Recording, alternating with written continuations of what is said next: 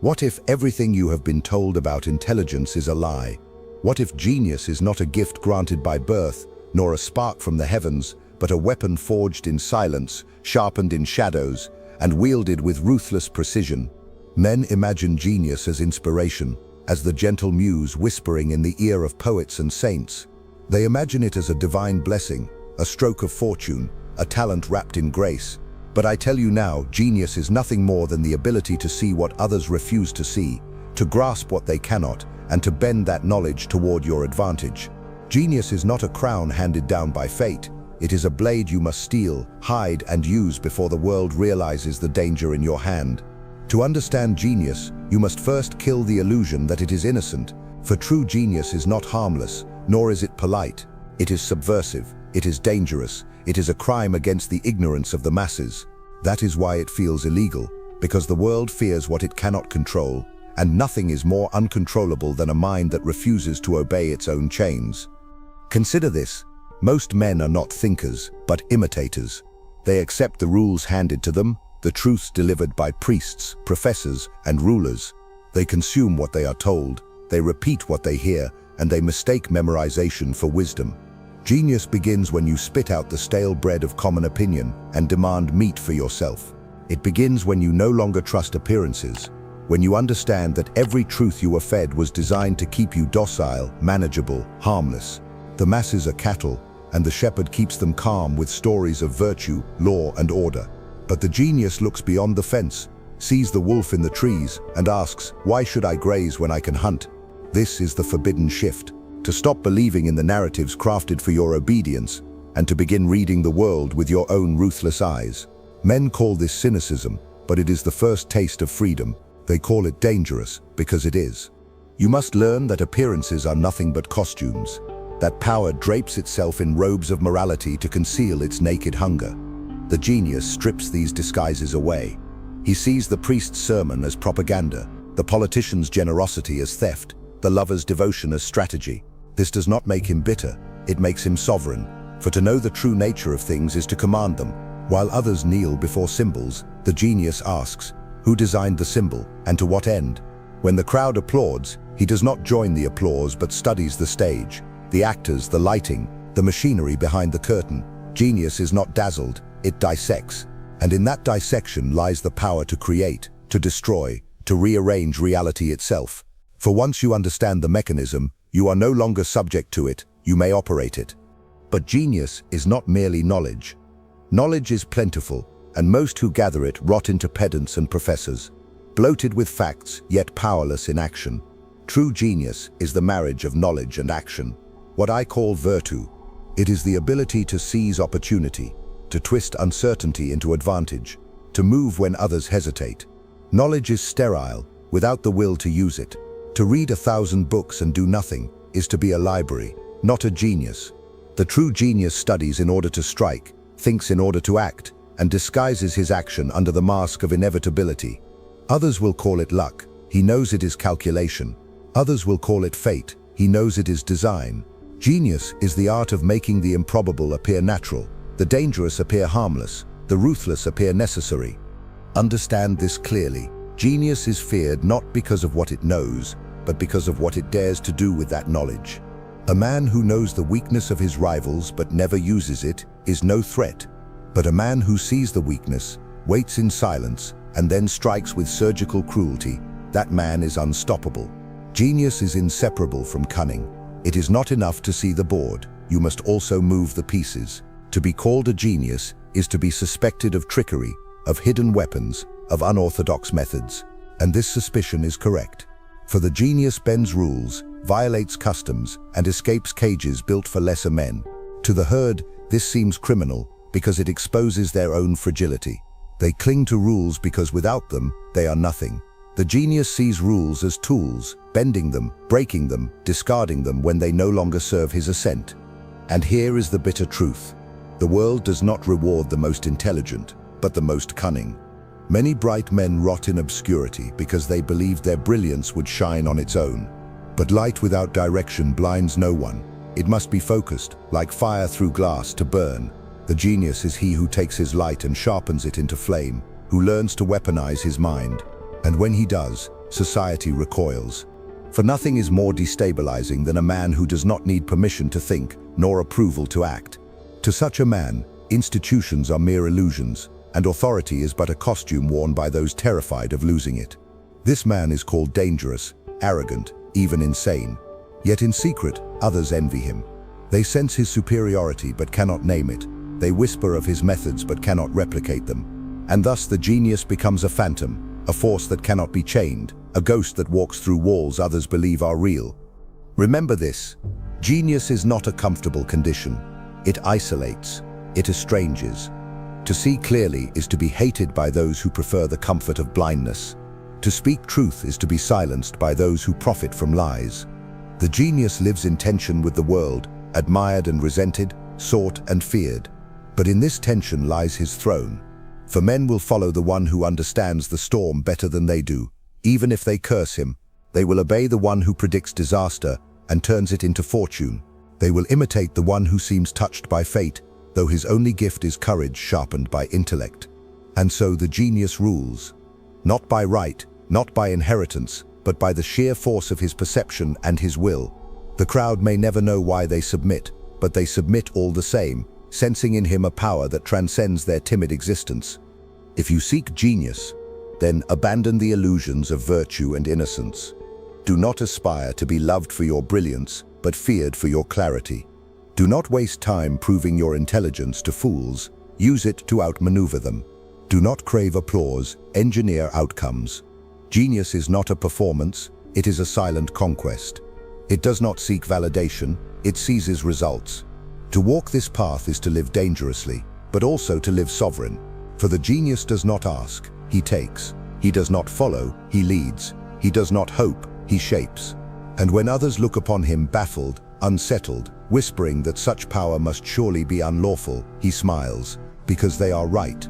Genius is a crime against mediocrity, and the only sin greater than committing it is refusing to. The illusion most men suffer from is that genius will be recognized and rewarded on its own.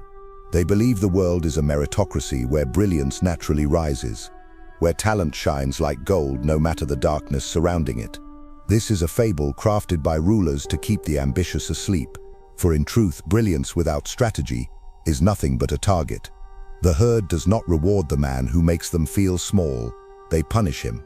The state does not crown the man who exposes its lies, it destroys him. This is why the genius must be more than brilliant. He must be cunning, he must be ruthless, he must master the theater of appearances as well as the reality beneath them. It is not enough to be right, you must also be untouchable. The cleverest bird who sings too loudly is hunted first, but the genius disguises his brilliance, cloaks it in humility, masks it with obedience, until the moment comes when the knife can be drawn without consequence. Do not misunderstand. Concealment is not weakness, it is power deferred. The fox survives not by roaring like the lion, but by moving unseen through the grass. The lion who reveals himself too soon is pierced by hunters' arrows, but the fox outlives them all. Genius learns this art of concealment. He does not parade his knowledge. He buries it like treasure, letting only fragments glitter in the sunlight, enough to disarm suspicion, but never enough to reveal the full scope of his arsenal. When others see him, they imagine he is like them, ordinary, unthreatening, perhaps even naive. This illusion is his shield, and while they dismiss him, he studies them, dissects their habits, notes their weaknesses.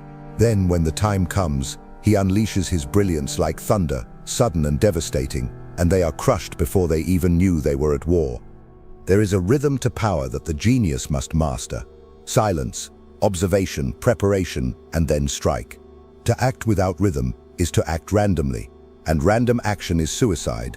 A ruler must not waste cruelty. It must be swift, effective, and memorable. In the same way, the genius must not waste revelation. He must calculate the moment when his insight will have the greatest impact, when it will destabilize rivals and consolidate his superiority. This is why men of lesser wit often seem more powerful in public. They reveal everything, all at once, in a blaze of desperate brilliance. But their light is like a firework, dazzling for a moment, then forgotten. The genius is not a firework, but a slow-burning flame that consumes everything in its path. He does not need the applause of the moment. He shapes the destiny of decades. His power is not in being noticed, it is in being unavoidable. Understand this paradox. To become a genius in the eyes of the world, you must first refuse the world's definition of genius. Society imagines genius as the harmless scholar, the eccentric poet, the absent-minded professor. These are safe categories, cages to contain dangerous minds. But true genius is not eccentric, it is strategic, it is not harmless, it is lethal. It is not absent-minded, it is cold, calculating, deliberate. To accept the world's definition of genius is to be declawed before you ever grow fangs. The true genius redefines himself. He does not become a prisoner of labels, he makes others prisoners of his silence. He knows the highest praise the masses can give is still poison, for it tempts him to play their game, to accept their approval as his measure. But the genius plays only for one prize, dominion. Everything else is distraction. The masses are terrified of the mind that cannot be bought. They cannot comprehend the man who acts without craving applause, who thinks without needing validation, who moves without explaining himself. Such a man is not just intelligent, he is incomprehensible. And what men cannot comprehend, they fear. This is the soil in which genius flourishes. To be feared for your clarity is more secure than to be loved for your charm. Love dies the moment it is inconvenient. Fear endures as long as power is real. A genius does not waste energy chasing affection. He cultivates an aura that compels submission. He may smile, he may flatter, he may even appear humble, but beneath this mask is a steel edge that everyone senses even if they cannot see it. They obey not because they admire him, but because somewhere in their bones they feel resistance is futile. Let me tell you what genius truly demands. Sacrifice. To think clearly is to cut away illusions, and illusions are the comfort of ordinary men. To see the truth is to stand alone in a world of sleepers. You will lose friends, for they preferred you blind. You will lose lovers, for they thrived on your weakness. You will lose approval, for your clarity offends their delusions. This is the tax of genius. And yet, in this loss, you gain everything: freedom, power, sovereignty. The man who clings to comfort dies nameless. The man who embraces clarity carves his name into history. Which fate do you prefer? To be loved for mediocrity or feared for brilliance? To drown in applause or to rule in silence? The choice is yours, but understand this: history remembers only those who chose power over comfort. So I tell you this now. Do not seek to be known as intelligent. Seek to be untouchable. Do not aspire to shine. Aspire to burn. Do not hope to be praised for your knowledge, but to wield it like a weapon that reshapes the battlefield. The world may call this immoral, criminal, even monstrous. Let them. Their judgment is nothing more than the whining of the weak in the presence of strength. Genius is not innocence, it is sovereignty. It is the right to see what others cannot, and to act while they tremble. It feels illegal because it breaks the hidden contract of mediocrity, the pact of blindness that binds the masses together. Break it without mercy. And when they recoil from you in fear and envy, know that you have succeeded, for you are no longer one of them, you are something greater. The path to genius is littered with corpses, not of men, but of illusions. To ascend, you must slaughter the comforting lies that keep others asleep. Kill the belief that truth is sacred. Kill the belief that morality is universal. Kill the belief that success is achieved by fairness. These are chains forged to bind you. The rulers of every age promote them because they keep the herd obedient, willing to be taxed, willing to fight wars, willing to kneel before symbols they do not understand. The genius severs these chains with a cold blade. He does not worship morality. He uses it. He does not defend fairness. He exploits its naivety. He does not cling to truth. He bends perception. And in doing so, he becomes something monstrous in the eyes of the masses, and yet irresistible, because men are drawn to power even as they curse it. Do not believe, as the fools do, that knowledge is innocent. Knowledge is never innocent. It is either weaponized or wasted. The genius is he who takes knowledge and attaches it to ambition, like a blade to a hilt. Without ambition, knowledge is paper, fragile, forgettable, irrelevant. With ambition, it becomes steel, cutting, decisive, unforgettable. Consider how rulers have always feared philosophers who refused to serve them. Socrates was executed not because he lacked wisdom, but because his wisdom could not be controlled. Galileo was threatened, not because he saw truth, but because that truth undermined the throne of priests. Genius unsettles power unless it becomes power itself. So the wise man does not merely seek truth, he seeks to position truth as a tool of dominion. This is why true genius is rare. Most men are satisfied with being right. The genius is satisfied only when being right serves his conquest. Understand this law. Men judge not by reality but by appearances. A ruler may be weak, but if he appears strong, men submit. He may be cruel, but if he appears merciful, men praise him. He may be corrupt, but if he appears devout, men kneel. The genius sees this law and masters it. He never confuses his inner clarity with his outer mask. He knows that to show his hand is to lose it. He cultivates images, stories, reputations, carefully designed illusions that cloak his true nature. He smiles while plotting, he flatters while dissecting, he blesses while preparing the knife. And in this theater, he wins every battle before it begins. The herd believes in authenticity. The genius knows authenticity is suicide. Better to be called false and live than to be called sincere and die. Appearances are armor, reality is the hidden blade. But appearances alone are not enough. Genius must combine them with timing. To strike too early is to reveal oneself before the trap is set. To strike too late is to lose the advantage. The genius moves when necessity demands, and when opportunity whispers. He calculates, waits, and then delivers a blow that seems inevitable. Men call this destiny, but it is calculation disguised as fate. They marvel at how the genius always seems prepared, always ahead, always untouchable. They call it luck.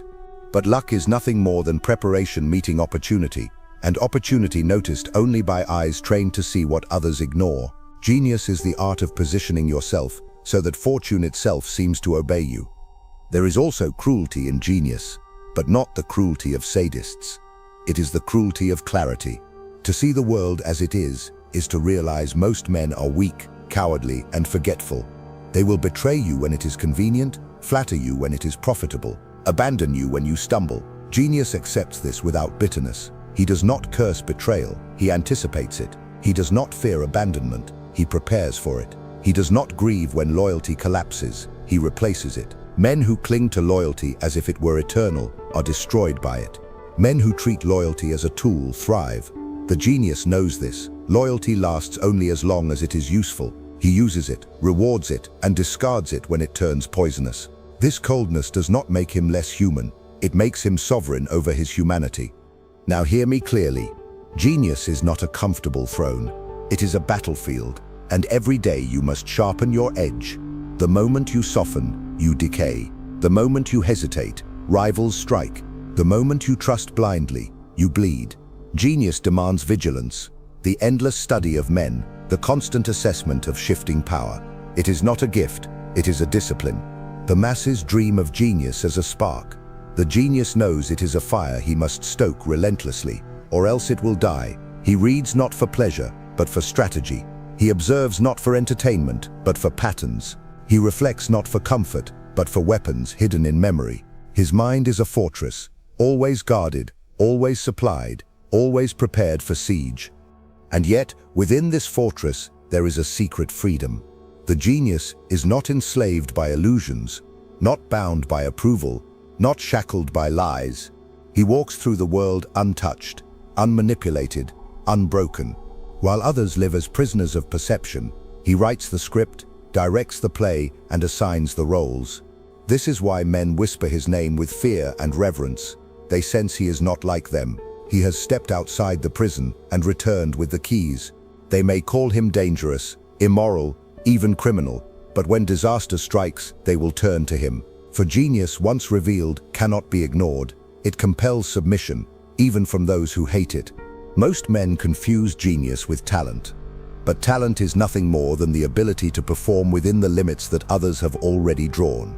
A musician may have talent, but he plays notes composed by another. A scholar may have talent, but he builds his arguments on foundations he dares not question. Talent is obedience disguised as excellence. Genius, however, is defiance. It redraws the limits.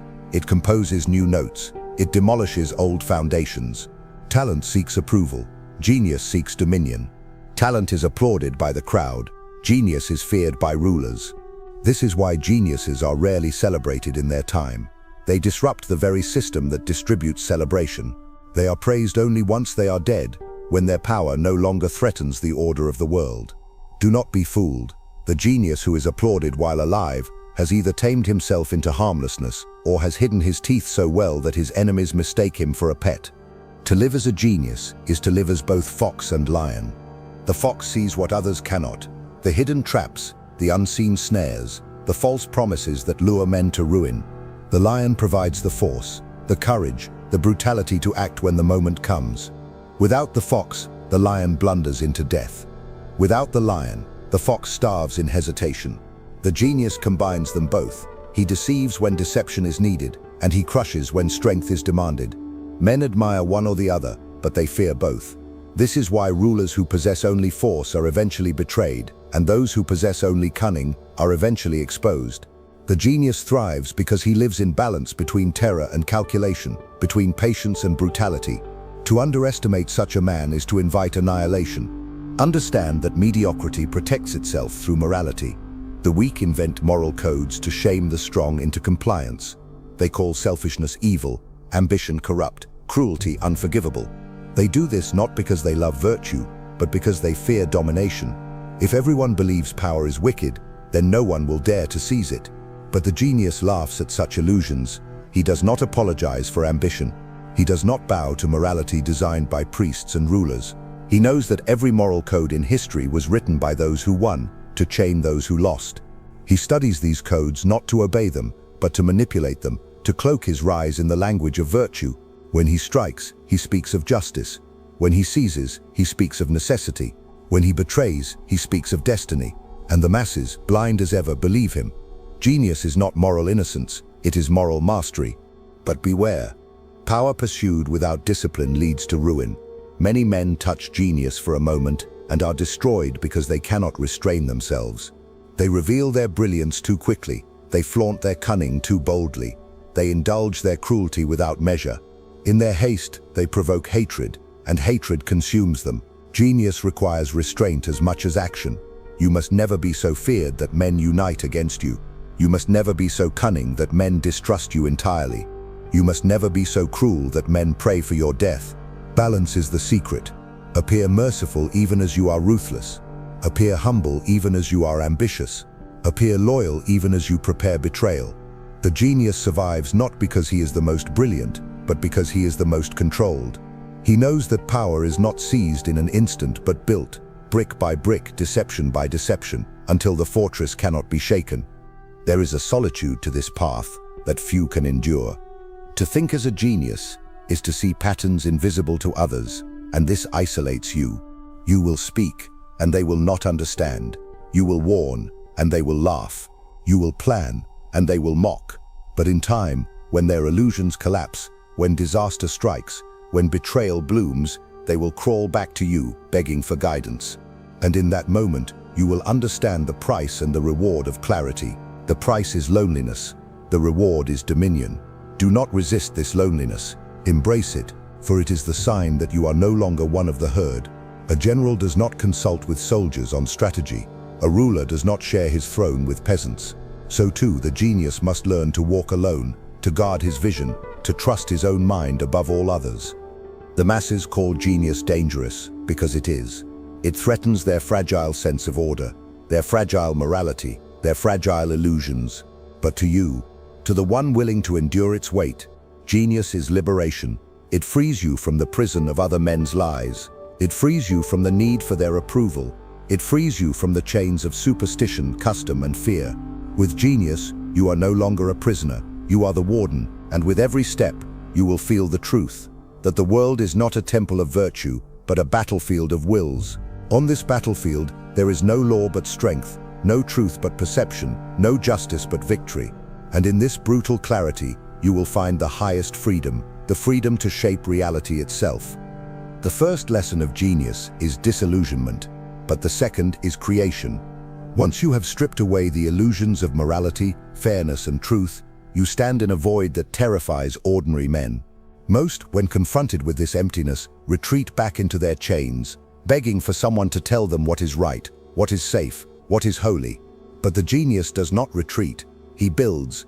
He understands that the destruction of illusions is not the end but the beginning. With clarity comes responsibility, the responsibility to shape meaning rather than consume it, to dictate values rather than obey them, to craft illusions that serve you rather than enslave you. For if men must live under illusions, then let it be your illusions they serve. The genius does not worship the masks of others. He forges his own mask and makes the world bow before it. To command illusions, you must study men, for men are the raw material of power. They are not guided by reason, as philosophers claim, but by fear, hope, and habit. Their fear makes them submit, their hope makes them obedient, and their habits make them predictable. The genius treats men not as equals, but as instruments, chords to be struck, strings to be pulled, mechanisms to be used. He knows that praise intoxicates, punishment terrifies, and routine numbs. He dispenses each with calculation, never with sentiment. When he rewards, he does so not to honor but to bind. When he punishes, he does so not for justice but for deterrence. When he creates custom, he does so not for tradition but for control. And men, blind to his designs, call him virtuous, merciful, or wise. But he knows he is none of these things. He is effective. Effectiveness is the only true virtue, and weakness the only true vice. Consider how power cloaks itself in the language of morality to disarm resistance. A ruler taxes not to enrich himself, but to support the common good. He censors not to suppress truth, but to protect the people. He wages war not for conquest, but for peace. These are illusions, but illusions wielded with mastery. The genius does not despise them, he imitates them. For to govern perception is to govern reality. Men will tolerate cruelty if it is cloaked in justice, theft if it is cloaked in charity, ambition if it is cloaked in destiny. They do not see the dagger if it is wrapped in silk. Genius therefore requires fluency in hypocrisy, the ability to speak nobly while acting ruthlessly, to smile while scheming, to bless while betraying. He who rejects hypocrisy rejects power, and he who rejects power condemns himself to irrelevance. Yet let us be precise, genius is not chaos. The fool believes that to reject morality is to indulge every impulse, to drown in excess, to revel in destruction. This is madness, not mastery. The genius knows that power without discipline consumes itself. He is ruthless, but never reckless. He uses cruelty swiftly, efficiently, and only when it serves a purpose.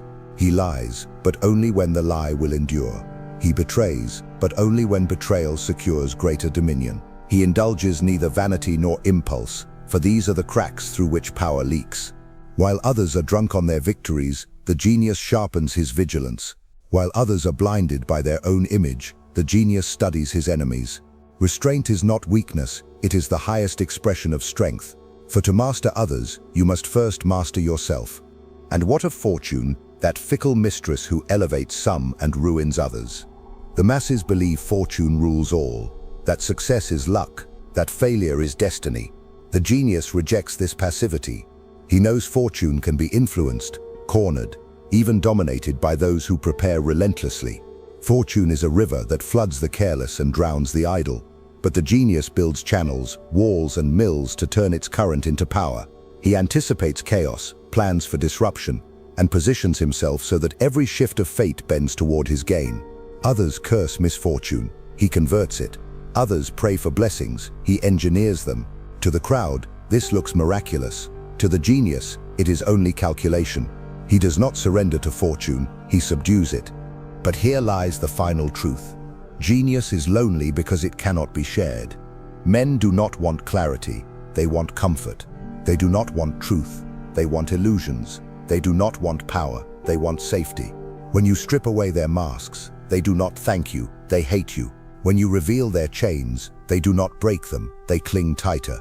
This is why geniuses are betrayed, exiled, silenced. Their crime is not seeing, it is refusing to pretend.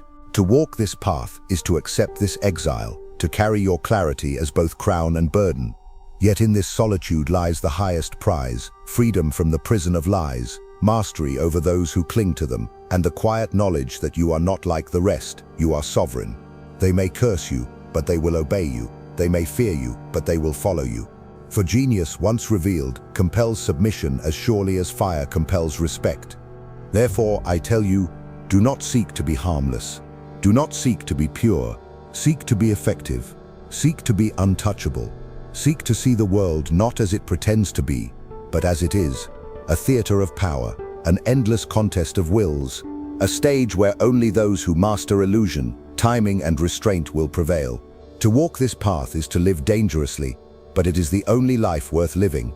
For in a world of sleepwalkers, the man who sees clearly will always be called dangerous. And dangerous men, though feared, are the only ones who shape history. The genius learns early that men are not guided by reason but by symbols. A flag can rally armies, a crown can command loyalty, a scripture can enslave nations. None of these hold power in themselves. Their power lies in the belief men project onto them. Genius understands this, and never wastes time debating truth with the masses. He does not argue whether the symbol is real or false. He simply uses it. For men will kill for symbols they cannot define, and die for causes they cannot explain. To control men, you must control their symbols. To elevate yourself, you must clothe your ambition in banners they recognize, even as you laugh privately at their blindness. This is why genius is not only intellect but stagecraft. It is the ability to orchestrate illusions so potent that they outlast truth itself. Watch how rulers have done this for centuries. The church cloaked power in holiness, teaching peasants to bow before priests who lived better than kings. Monarchs cloaked greed in divine right, convincing armies that their expansion was heaven's will. Modern states cloak theft in economics, disguising taxes as contributions and inflation as growth. These are illusions, but illusions so well crafted that generations defend them as reality. The genius sees through them all. He does not kneel, he does not worship, he does not contribute.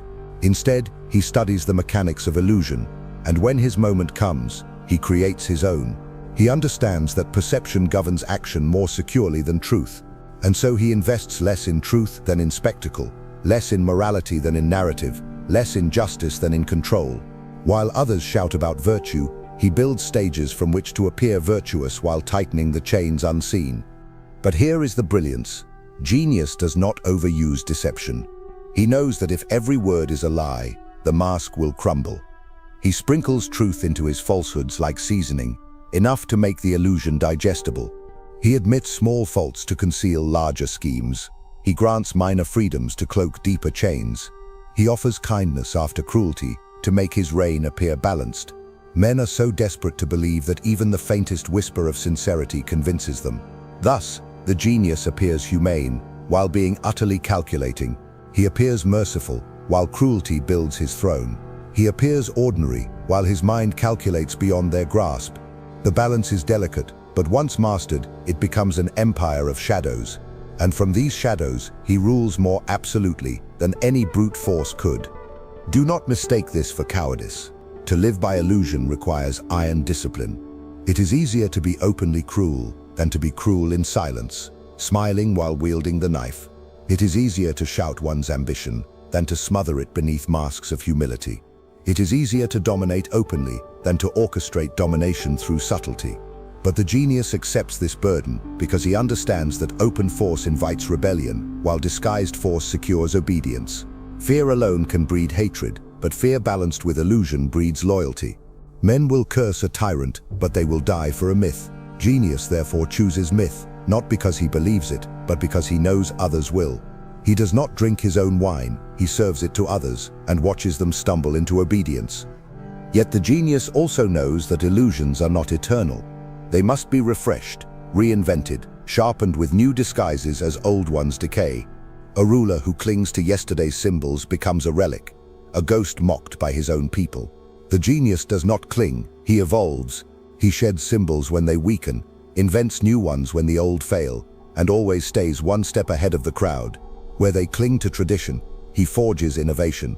Where they expect stability, he introduces controlled chaos to keep them off balance. For to dominate perception, you must never let it grow comfortable. Comfort breeds questions, and questions break illusions.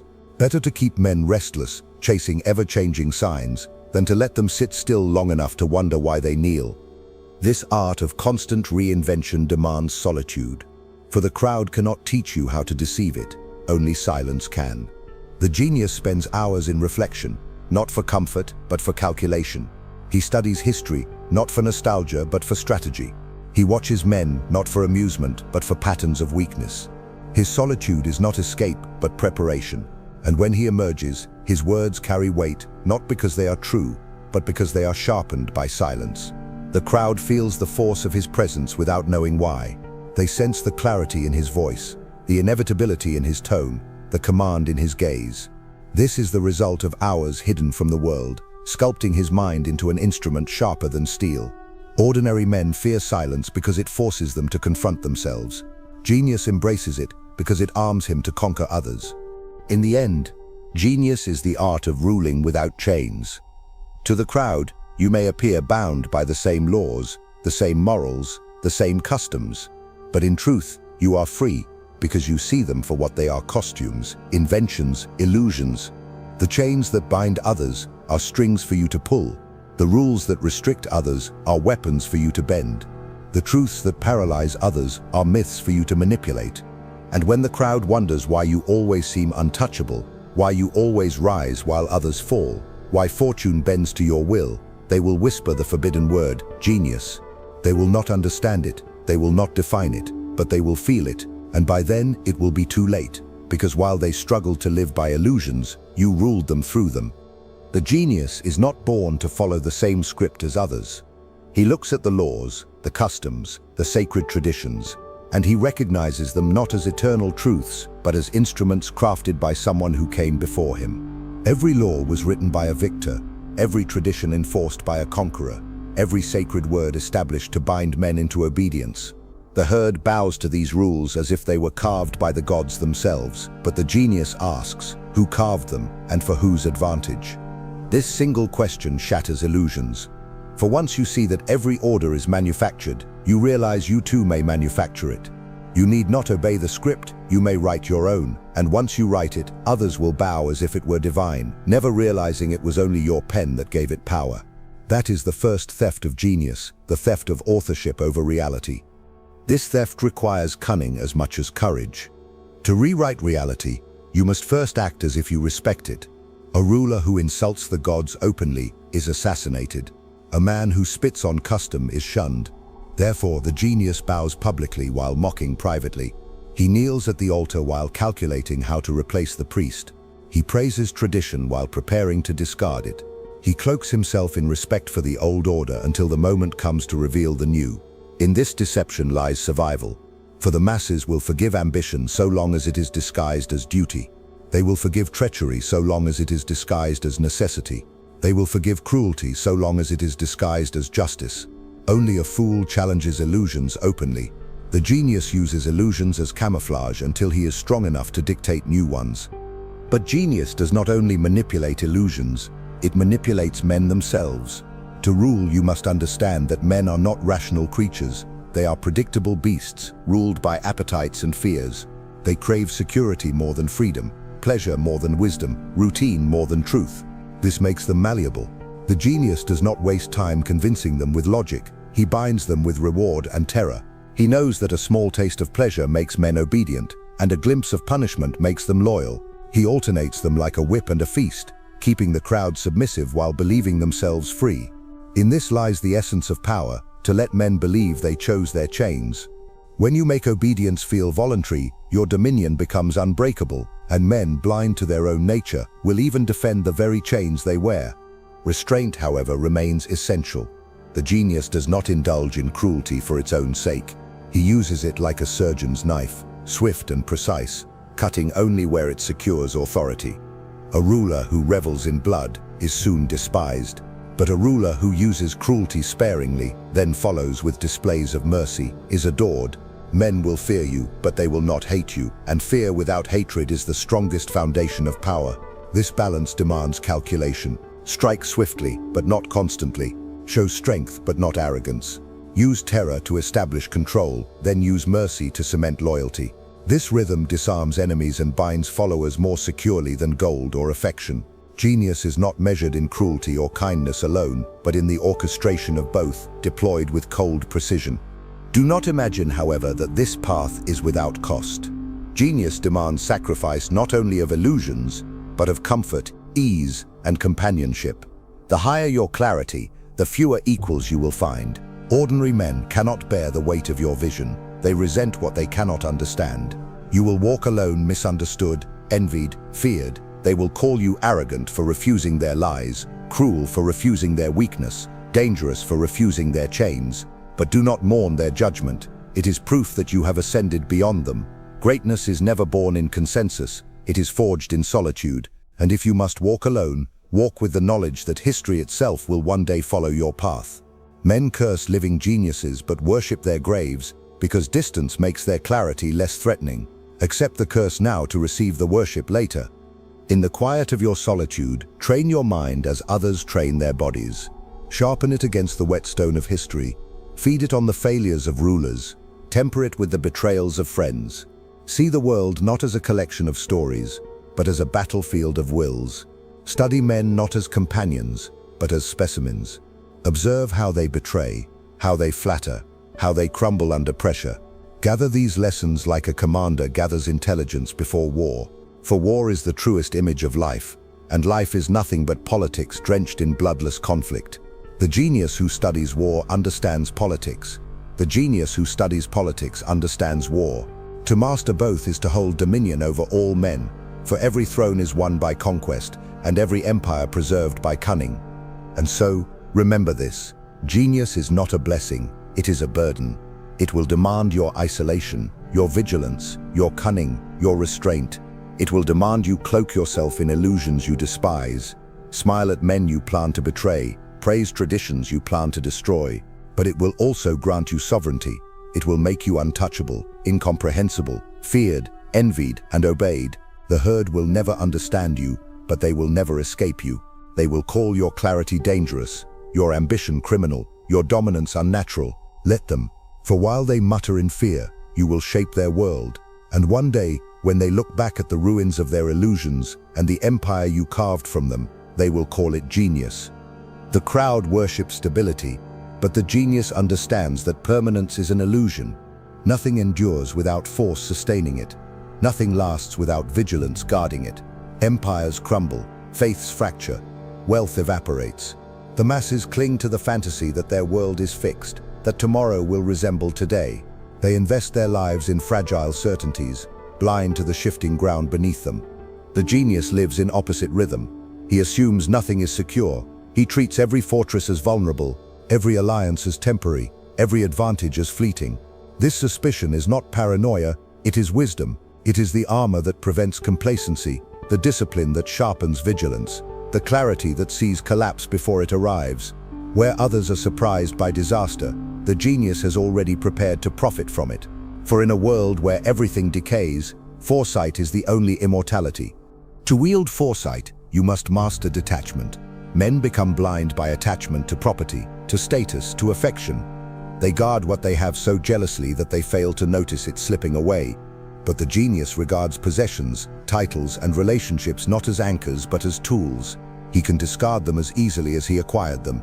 He loves when it is useful, abandons when it is necessary, sacrifices when it secures dominion. This detachment terrifies the masses, for they cannot comprehend a man who does not cling. Yet it is precisely this cold freedom that makes him untouchable. The rival who depends on wealth can be ruined with poverty. The rival who depends on affection can be ruined with betrayal. But the genius who depends on nothing cannot be ruined at all. He flows like water, adapting, reforming, reclaiming, never destroyed because he has never chained himself to what others mistake for permanence. Observe how fortune punishes the clingers and rewards the adaptable. A man who clings to outdated weapons dies on the battlefield. A ruler who clings to yesterday's allies is betrayed by tomorrow's. A thinker who clings to yesterday's truths is mocked by posterity. The genius survives because he clings to nothing but clarity itself. He is loyal only to power, and power changes shape with the seasons. If strength demands cruelty, he is cruel. If strength demands mercy, he is merciful. If strength demands silence, he is silent. He does not resist the river, he builds channels to control it. And in this he appears to the masses as if guided by fate, as if fortune itself bends to him. But fortune bends only to those who refuse to be broken by her changes.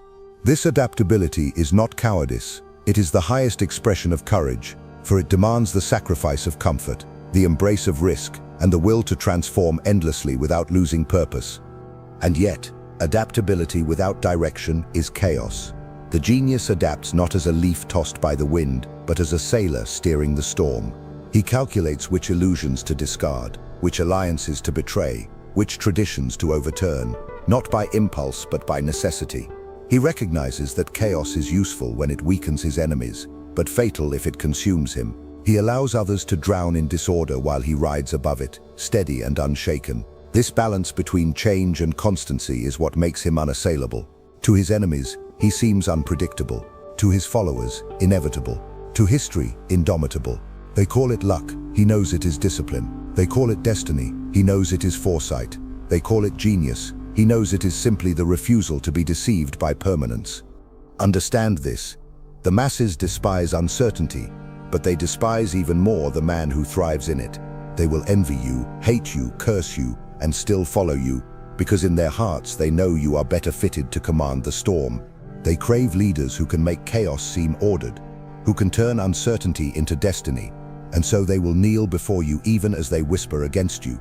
This is the paradox of genius, to be envied yet obeyed, to be feared yet followed, to be hated yet indispensable. Accept this paradox without complaint. You do not exist to be loved, you exist to be obeyed. Love fades, envy festers, but obedience endures when it is born of awe. Awe is not admiration, it is submission to something incomprehensible. Be that incomprehensible force, and obedience will cling to you even when affection dies. But the genius must guard himself as carefully as he dominates others. Power does not only corrupt the weak, it corrodes the strong, who grow careless. The greatest danger is not from rivals but from within, from vanity, from arrogance, from indulgence in one's own image. Many men touch greatness and then decay because they begin to believe their own illusions. They drink the wine they once poured for others. They mistake masks for truth, applause for loyalty, spectacle for substance. This is the fatal intoxication of power, and it is more lethal than any enemy. The genius avoids it by remembering always that every mask is a disguise, every illusion temporary, every throne fragile. He never worships his own creations. He builds them, uses them, and replaces them when they weaken. He never believes he is untouchable, for belief in invincibility is the first step toward ruin. His vigilance is ceaseless, his suspicion unending, his clarity merciless. It is this discipline that preserves his sovereignty long after others have been consumed by their vanity. And so the genius moves through life as both creator and destroyer, master of illusion and slave to none. He shapes meaning while discarding it, embraces power while distrusting it, rules men while expecting their betrayal. He belongs to no one, not even to his own image, and because he belongs to nothing, nothing can own him. The herd will never comprehend this freedom. They will call it monstrous, inhuman, unnatural. Let them. Their chains are their comfort, and their comfort their coffin. You are not of them. You are something they cannot define, something they cannot predict, something they cannot contain. And when they finally bow, half in fear, half in awe, whispering that forbidden word, genius, they will not know whether they worship you or curse you, but it will not matter, for either way they will obey. The genius knows that history is not written by the virtuous, but by the victorious. Men may claim that justice carves the future, that truth shapes destiny, that morality crowns rulers. These are tales told to comfort the defeated. In truth, the pen that records history is dipped in the blood of those who dared and prevailed.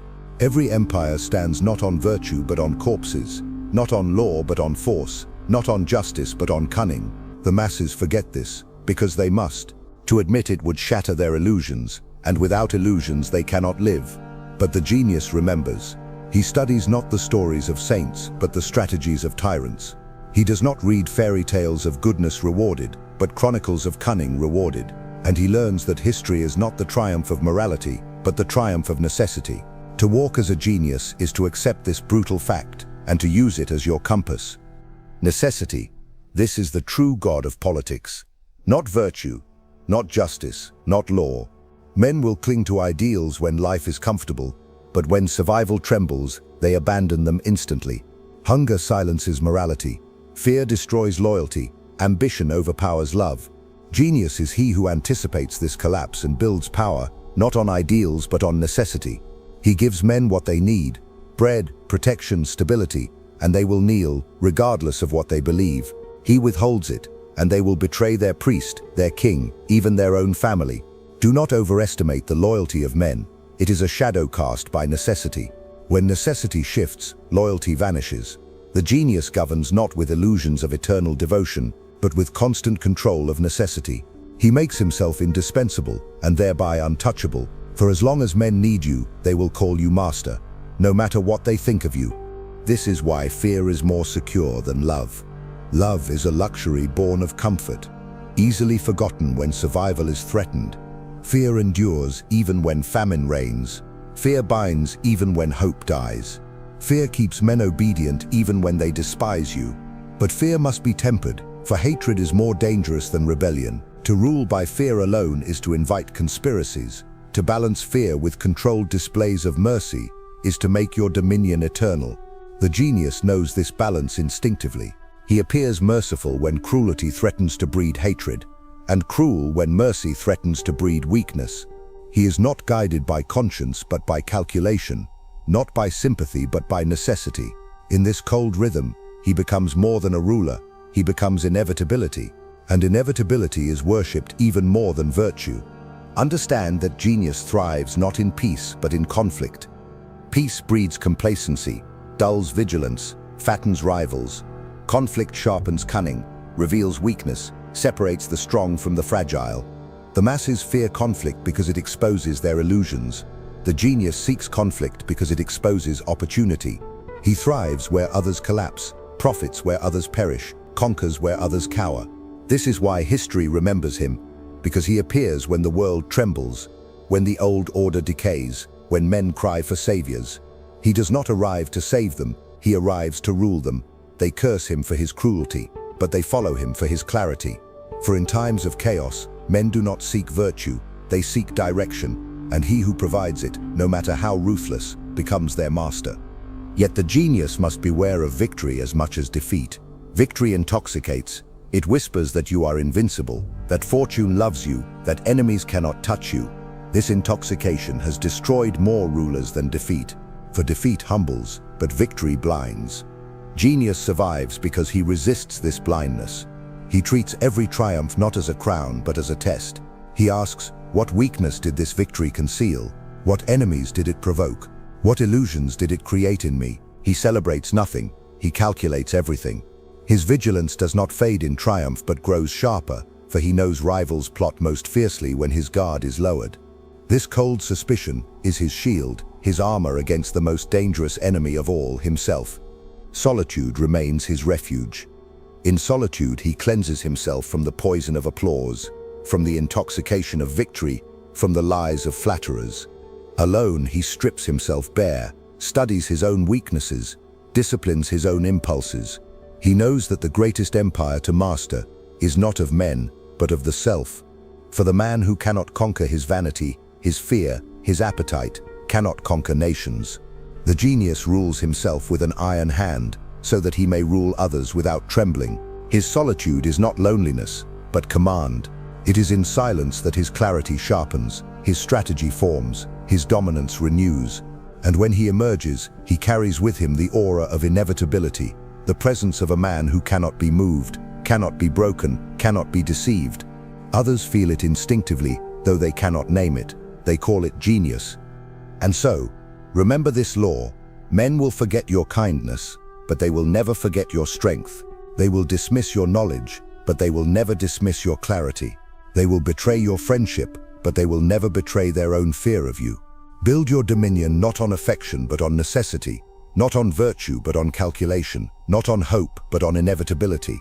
The world is not a garden of justice, it is a battlefield of wills, and on this battlefield, only those who see clearly, act ruthlessly, and adapt endlessly will endure. The herd may curse you as criminal, immoral, even monstrous. Let them. Their curses are proof of your clarity, and their obedience is proof of your genius. Make yourself the hinge upon which outcomes turn, not by begging for reverence, but by becoming the indispensable mechanism that keeps chaos at bay.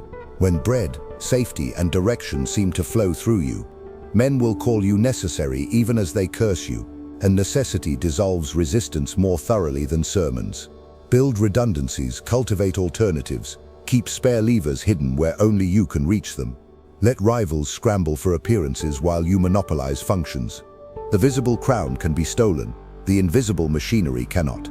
Then when storms break, your presence will no longer be a preference but a premise, the quiet condition without which nothing works. The herd will not love the condition of their survival, they will simply obey it. In this way you pass beyond argument into architecture, beyond charisma into structure, beyond fame into inevitability. To sustain inevitability, govern the bloodstream of perception and the pulse of need. Symbols train desire, narratives justify extraction, and economics disciplines without spectacle. A crude tyrant seizes coins in daylight and breeds revolt. A cunning ruler moves value at night and wakes to applause. If you must extract, do it through gradients, never guillotines, through rituals of contribution, not raids, through the slow arithmetic that trades yesterday's virtue for today's compliance. Floods of credit feel like generosity, edicts of protection look like mercy, and a managed scarcity makes gratitude bloom where outrage should grow. Control what men praise, and you can price what they will tolerate. Control what they fear, and you can time when they submit. The instrument is not law, but dependence. The stage is not parliament, but belief. The chorus is not citizens, but habits rehearsed until they sound like truth. Yet the mechanism demands maintenance, and maintenance demands cruelty measured like dosage. Use a subordinate to concentrate the bitterness of necessary acts, then break him publicly and bind the crowd anew with your justice. Let one sharp spectacle of punishment furnish long seasons of order. Strike rarely, but when you strike, let the cut be complete, so that no fragment remains to plot your ruin. Then pivot to mercy while the echo still hangs in the air, not to atone but to anchor the memory of your balance. In that alternation, steel and silk, thunder and sun, you harvest fear without breeding hatred, and allegiance without inviting contempt. A ruler who cannot stage endings, cannot stage beginnings, leave no ambiguous wounds. Clean conclusions are the soil from which stable myths grow. Never let your masks harden into idols. The crowd grows bored with statues that do not move, and boredom invents courage. Retire symbols before they wear thin. Rotate saints and slogans. Refresh the choreography of loyalty. Some days you must speak as priest, others as general, others as merchant, always as sovereign. If yesterday's virtue has soured, bake a new one and let the ovens glow. If yesterday's enemy has withered, name a subtler threat and let men rehearse their unity against it. Tradition, when you author it, is innovation that forgot your name. Innovation, when you command it, is tradition that remembers your hand. Walk ahead of both. The fox detects the fatigue of forms, the lion supplies the force to replace them. Together they keep you modern to the living and ancestral to the unborn. Do not mistake applause for security. Applause is the noise of a crowd relieved of thought. It fattens the vain and blinds the skillful. Purge it from your diet. Keep one room where no praise can enter, where maps replace mirrors and numbers outvote dreams. Count the men who could hurt you if you slept. Count the levers they could pull if you smiled. Count the costs of your every comfort until comfort tastes of ash. Then return to the stage and bow with perfect humility. For humility is the softest armor and the strongest lure. Speak piously of limits while quietly removing them. Bless laws while writing their exceptions in your private hand. The sincere man dies applauded. The disciplined man outlives the applause. Understand that succession is not a ceremony but a weapon. Many empires die of inheritance because the heirs confuse possession with power. Teach your machine to obey principles, not faces. Bind offices to functions, not to flesh. Let processes do publicly what your will does privately, so that when you step aside to watch or to disappear, the system continues to kneel to the logic you designed. Keep aspirants competing for proximity, never for parity. Reward competence but forbid consolidation. Allow ambition to climb ladders that never reach your roof. If you must lift a man high, place him above a trapdoor only you can open and ensure he knows it. Gratitude evaporates. Geometry endures. Draw the angles of your house so that betrayal flows downhill and loyalty pools at your feet. And now, take your oath. Not to goodness, not to reputation, not to the fragile theater of being admired, but to clarity, to rhythm, to the quiet arithmetic of results. You will think as a fox and strike as a lion. You will appear devout while acting by necessity. You will grant small freedoms to conceal great control. You will endure solitude as the price of sovereignty. You will break your word only when keeping it would break your dominion. And you will never explain. You will measure success not by cheers but by compliance, not by beauty but by leverage, not by hope but by outcomes. You will carry your mind like contraband through borders built by cowards and sell its contents dear. It will feel illegal because it violates the invisible statute of mediocrity that forbids superiority. Break it. Walk past their sleeping guards with your contraband intact, and do not look back. When morning comes and the city wakes under rules it did not write, they will call it fate, they will call it providence, they will call it genius, and none of their names will touch you. If you've made it this far, it's because a part of you is already ready for this new path. A part of you has already understood that being praised means nothing if it requires you to remain blind. True genius begins the moment you choose clarity over comfort, even if it costs you being feared, envied, or alone. Now tell me in the comments, are you ready to be misunderstood, suspected, even hated in the name of your sovereignty? Are you willing to pay the price of seeing what others refuse to see? If this message touched you, if it made sense, write in the comments, genius is a crime against mediocrity. Let's see how many here are truly ready for this transition. And don't forget, keep watching the next video. It's important, much more than you imagine. See you there.